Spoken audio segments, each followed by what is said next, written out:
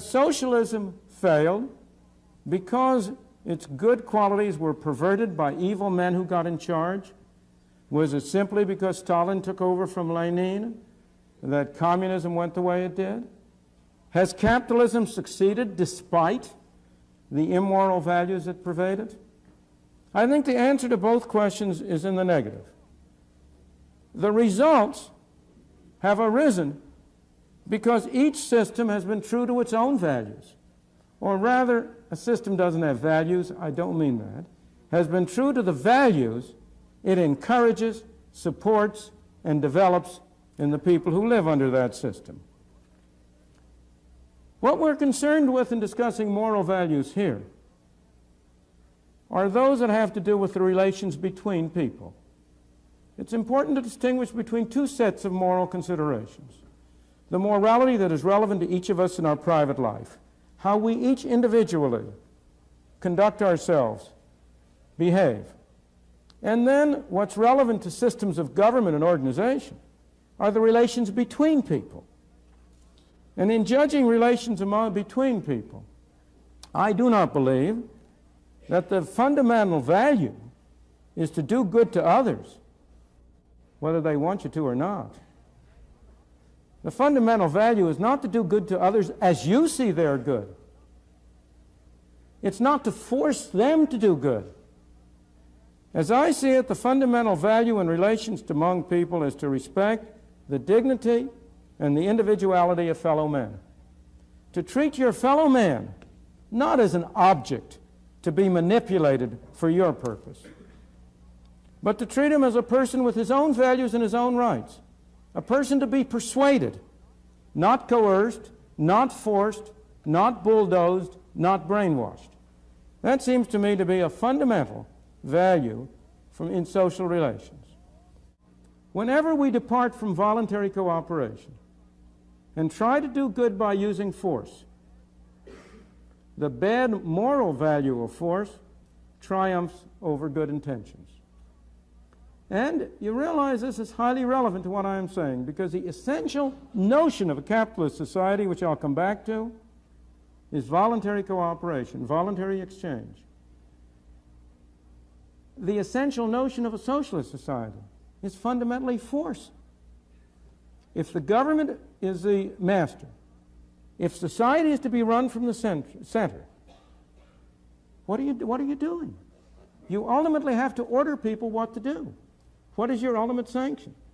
Go back a ways. Take it on a milder level.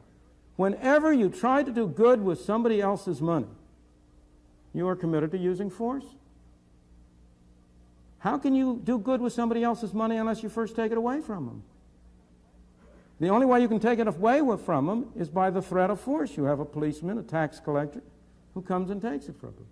This is carried much farther if you really have a socialist society. If you have an organization from the center, if you have supposed government bureaucrats running things, that can only ultimately rest on force.